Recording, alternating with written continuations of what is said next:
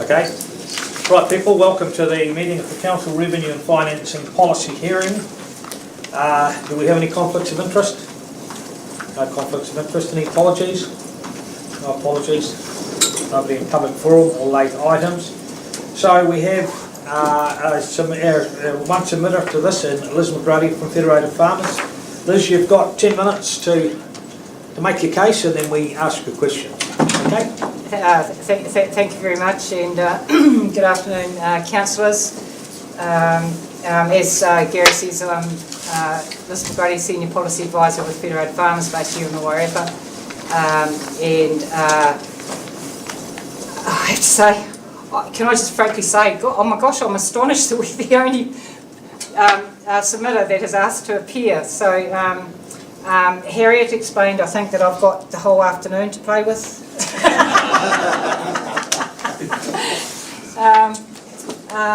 And it's a relatively brief submission, so I probably can keep it reasonably brief. Just up front, compliments to Council on doing the review. It's always good to re-look and re-talk about how we divvy things up across the district. Can I give thanks to David Paris, who I'm sure is here somewhere up the front, who kindly helped with a couple of queries when we were getting our head around the proposal. And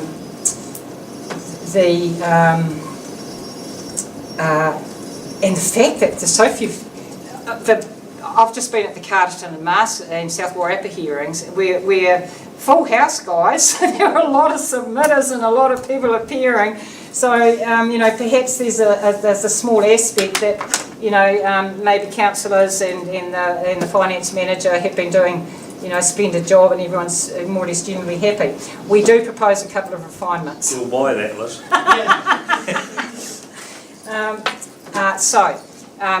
So we're really just touching on two areas in the submission, the general rate and the roading rate. So I'll just briefly speak to each of those. I know you've got the submission there in front of you. So in respect of the general rate, and of course this is all the bucket of services, which is democratic services and planning services and civil defence emergencies and community facilities. There's quite a big bucket of all those community services which are benefit pretty much all of the community. They're accessible to all of the community, and I'll call them population-based, public good services.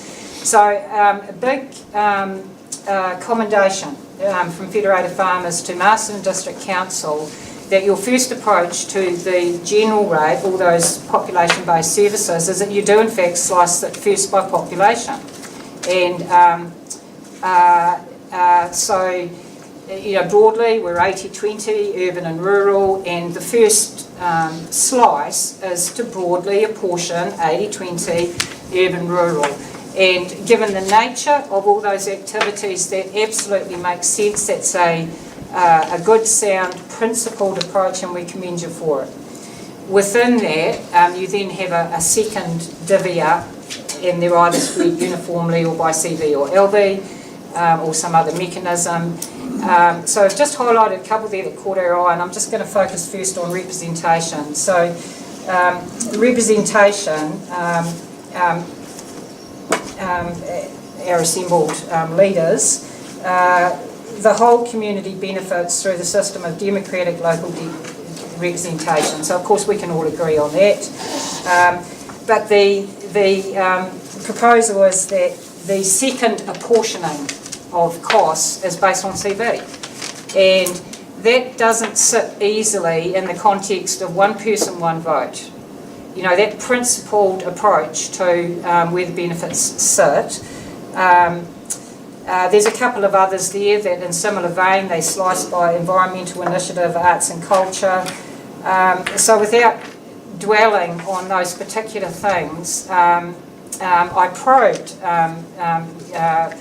if I may call you David, I probed David as to, have you done any, because it's about affordability, and I understand that, everyone's got a concern for the affordability of rates. So I probed David as to whether MDC has done some level of analysis of affordability across the community.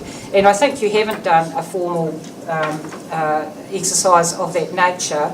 So I really just do want to emphasise that when you rate on CV, capital value is not the same as income. I just want to emphasise that point, because in the farming context, very often properties have got high CV. The family is living in a farm household, and the CV attached to the farm household may be roughly the same as something in town.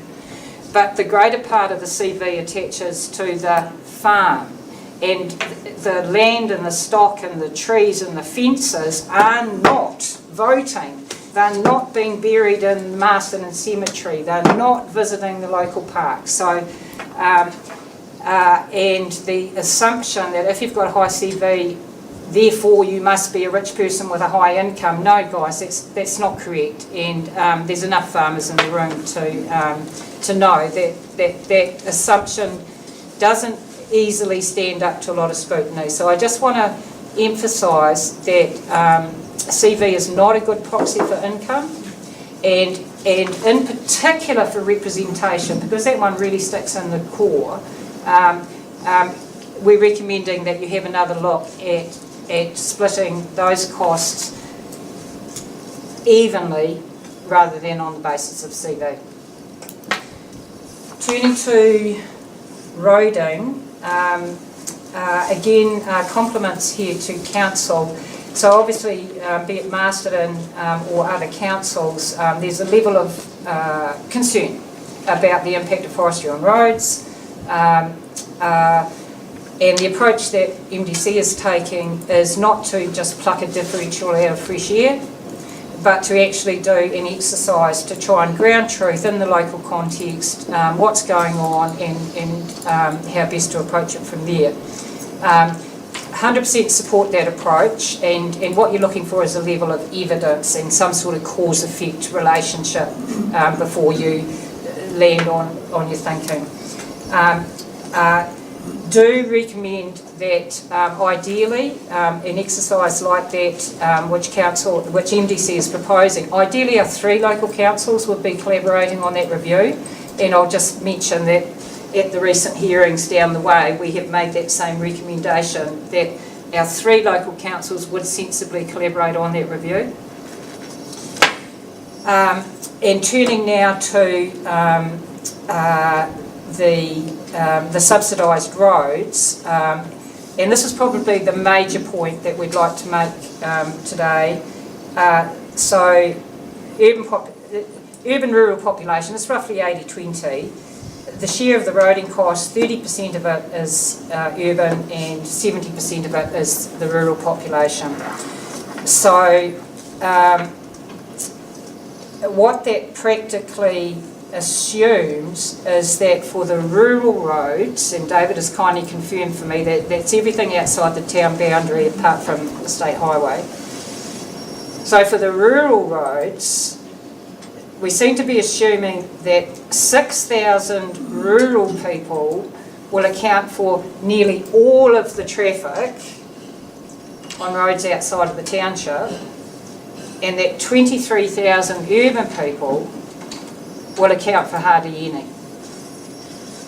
So that doesn't accord with our perceptions of the situation, and in the spirit of the same approach that you're taking in respect of forestry, where you're hoping to do a bit of an exercise to kind of ground truth traffic and where and stuff like this, our main recommendation here is that we would usefully have an attempt. I know it's not easy to stop people in their tracks and find out, are you from town or are you from the... So I appreciate it's not necessarily that easy to design a methodology to get a better handle on forestry and rural and urban to have another look. As it stands, the 30-70% just doesn't seem right. and pending an exercise to have and equally 30-70 doesn't sound right. Probably 70-30 wouldn't be right either. I'm looking at David Holmes here.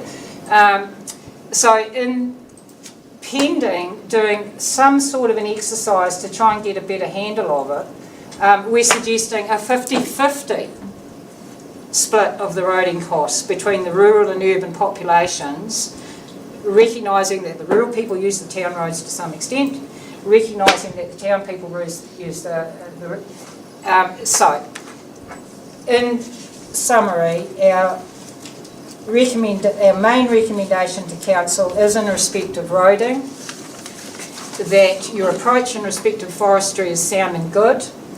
Can you consider taking a similar evidence-based approach to re-looking at the urban-rural roading split?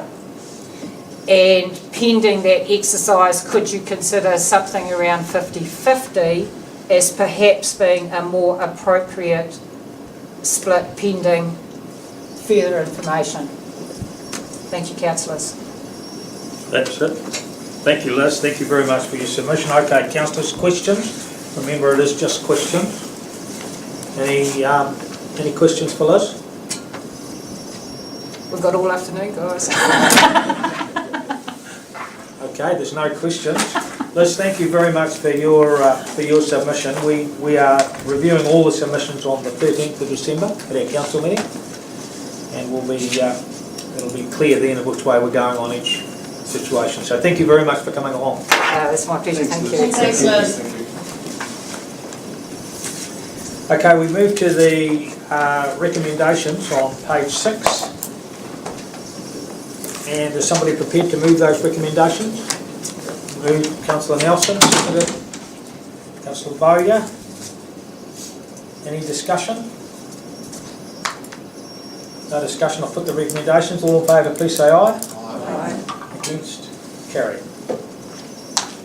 And so that's the end of this particular meeting. Thank you very much for your attendance.